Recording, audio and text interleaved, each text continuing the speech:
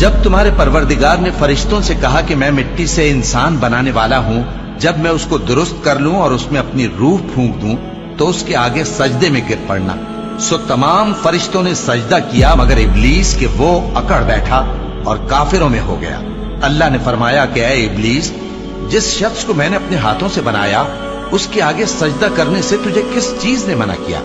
کیا تو غرور میں آ گیا یا اونچے درجے والوں میں تھا؟ بولا کہ میں اس سے بہتر ہوں کہ تو نے مجھ کو آگ سے پیدا کیا اور اسے مٹی سے بنایا۔ فرمایا بس یہاں سے نکل جا، تو مردود ہے اور تجھ پر قیامت کے دن تک میری لعنت پڑتی رہے گی۔ کہنے لگا کہ میرے پروردگار، اچھا تو مجھے اس روز تک کہ لوگ اٹھائے جائیں مہلت دے۔ فرمایا کہ تجھ کو مہلت دی جاتی ہے اس روز تک جس کا وقت مقرر ہے۔ کہنے لگا کہ مجھے تیری عزت کی قسم، میں ان سب کو بہکاتا رہوں گا سوائے ان کے جو تیرے چنے ہوئے بندے ہیں۔ فرمایا ٹھیک ہے، اور میں ٹھیک ہی کہتا ہوں کہ میں تجھ سے اور جو ان میں سے تیری پیروی کریں گے سب سے جہنم کو بھر دوں گا۔ اے پیغمبر، کہہ دو کہ میں تم سے اس کا صلہ نہیں مانگتا اور نہ میں بناوٹ کرنے والوں میں ہوں۔